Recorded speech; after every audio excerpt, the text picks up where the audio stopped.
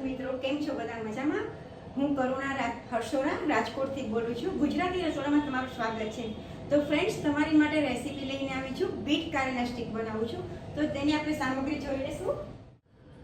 તો દર્શક મિત્રો, તમને હું સામગ્રી હવે બતાવીશ. 50 ગ્રામ મેંદો લીધો છે, 2 ચમચી મેં રવો લીધો છે અને અડધું મેં બીટ ખમણી તેની પ્યુરી બનાવી છે. જીરું છે 5 ચમચી, 5 ચમચી અજમા, 1 ચમચી તલ છે, 1/2 ચમચી મીઠું છે. તો ફ્રેન્ડ્સ, આપણે રેસીપી સ્ટાર્ટ કરશું.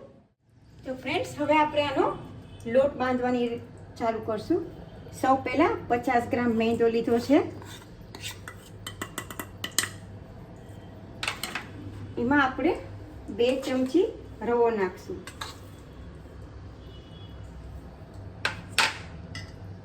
5 ચમચી અજમા, 1 ચમચી તલ, 1/2 ચમચી મીઠું, 5 ચમચી જીરું. હવે આમાં આપણે મુઠ્ઠી પડતું મોણ નાખવાનું છે, એટલે 3 ચમચી આપણે તેલ નાખશું. હવે આપણે પહેલાં સૌ બધું પહેલાં મિક્સ કરી લેવાનું છે.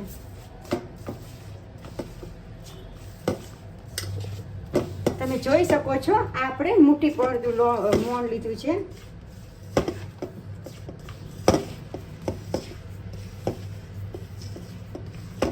હવે આમાં આપણે પાણીનો કે કશો જ યુઝ નથી કરવાનો.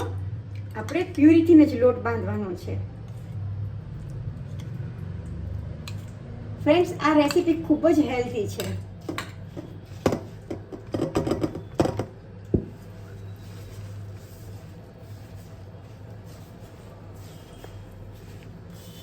તો ફ્રેન્ડ્સ, આપણો લોટ રેડી છે.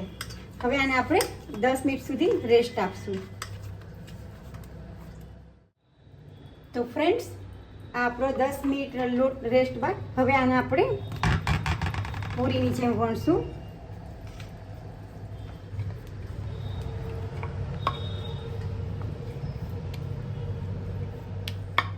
હવે આને આપણે અંદરથી કાપા કરવાના છે. આ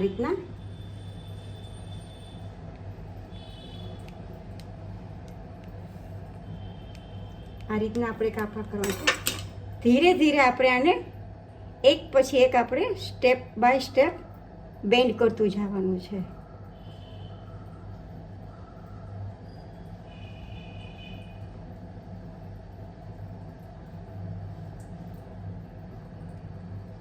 તમે જોઈ શકો છો ફ્રેન્ડ્સ, આ રીતની આપણે કારેલા સ્ટીક કરવાની છે. ફ્રેન્ડ્સ, તમે જોઈ શકો છો, આપણી બીટરૂટ કારેલા સ્ટીક રેડી છે. હવે આને આપણે ફ્રાય કરવા જઈ રહ્યા છીએ. હવે આપણું તેલ આવી ગયું છે. હવે આમાં આપણે કારેલા સ્ટીક નાખશું. 1 બાય 1 નાખશું. તમે જોઈ શકો છો, હવે આપણી સ્ટીક રેડી છે.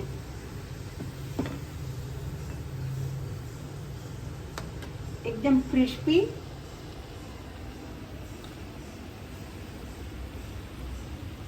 તો ફ્રેન્ડ્સ, રેડી છે આપણી બીટરૂટ કારેલા સ્ટીક, જે મેં ચા સાથે સર્વ કરી છે. ફ્રેન્ડ્સ, આપણી રેડી છે બીટરૂટ કારેલા સ્ટીક, જે ચા સાથે મેં સર્વ કરી છે. Thank you so much Gujarati રસોડું.